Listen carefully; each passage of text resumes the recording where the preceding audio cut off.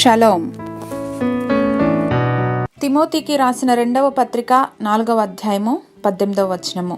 2 Timothy chapter 4 verse 18. ప్రభువు ప్రతి దుష్కార్యము నుండి నన్ను తప్పించి తన పరలోక రాజ్యమునకు చేరునట్లు నన్ను రక్షించును. యుగ యుగములు ఆయనకు మహిమ కలుగునుగాక. ఆమేన్.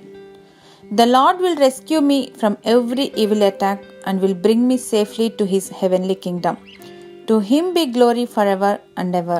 ఆమేన్. జీవితం అంతా సాఫీగా వెళ్తున్నప్పుడు అందరూ మన చుట్టూ మనకు అందుబాటులో ఉంటారు. కానీ సుడిగుండంలో చిక్కుకున్నప్పుడు కానరారెవ్వరూ మనల్ని దరిచేర్చటానికి కనీసం మాట సాయమైనా కరువయ్యే సందర్భాలెన్నో.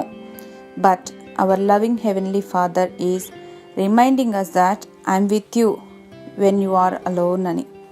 ప్రతి దుష్కార్యం నుండి, ప్రతి దుష్ట చర్యల నుండి, సమస్త దుర్నీతి నుండి మనల్ని కాపాడి ఆ మహాదినం వరకు భద్రపరిచే దేవుడు మన దేవుడు. హల్లెలూయా.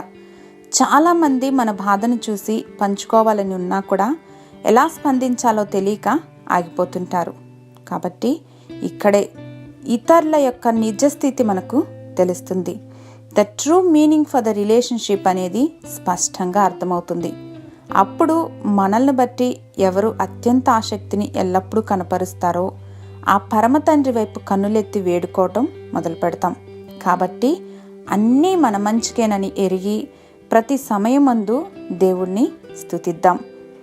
సర్వయుగములకు స్తోత్రార్హుడైన దేవాది దేవునికి మన జీవితముల ద్వారా సమస్త మహిమ, ఘనత, ప్రభావములు యేసుక్రీస్తు వారి ఘన శ్రేష్ఠ నామంలో చెల్లునుగాక. ఆమేన్.